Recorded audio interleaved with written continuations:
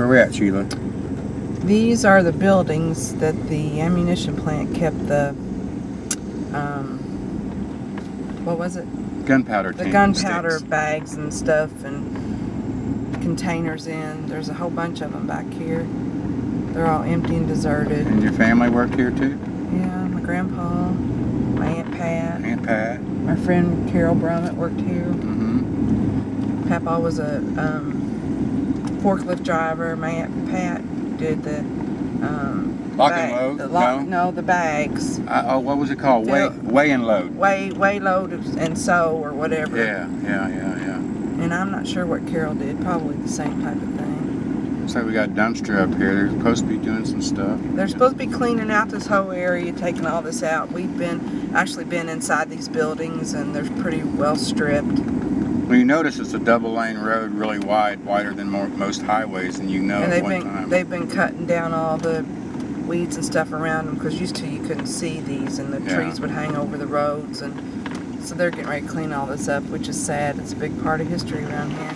Yeah, at one time, World War II, this place was probably, you know, we even had a elbows and whatever. But we even had one of Hitler's men undercover came over here to try to find out all the information about the ammunition plant and sending the designs and everything back to Hitler. You can find the DVD at the New Albany Public Library's got one. Mm-hmm. It's a cool DVD if anybody's has any interest in this. History. But it's sad that this part of our history is just being tore down to make commercial buildings and. But if anybody knows about the book about the great haunted stories of the Midwest, there's a story in that book. I've seen it in Florida library, and it's called Great Midwestern Haunted Stories. And one story in that book was called The Smell of Cherries, and it was about the ammunition plant in this town. They made a gas that killed some people, so they scented it with cherry so they would know it would have a leak.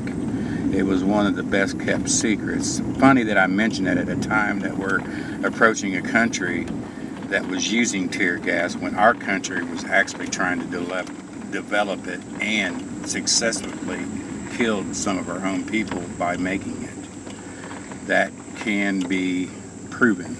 And sometimes, even driving around here, you can still smell the scent Yeah. of cherry, which is kind of eerie. The ghost story was when the guards back in the old days smelled the scent of cherry. They seen a figure, a ghost or something. So they got really hard to find security guards because when they smell cherry, they get freaked out and they leave their job.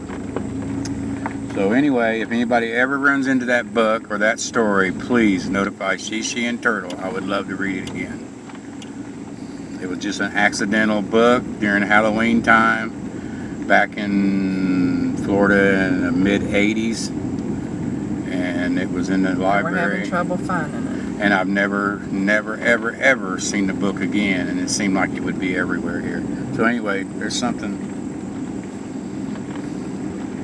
We didn't go in any of these buildings. Mm-hmm. Their entrances are grown up with weeds.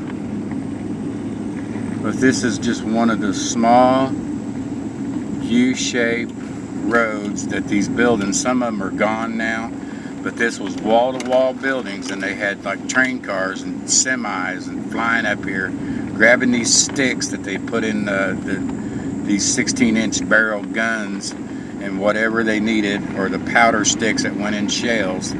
They were sticks, just like sticks you would feed aquatic turtles or whatever.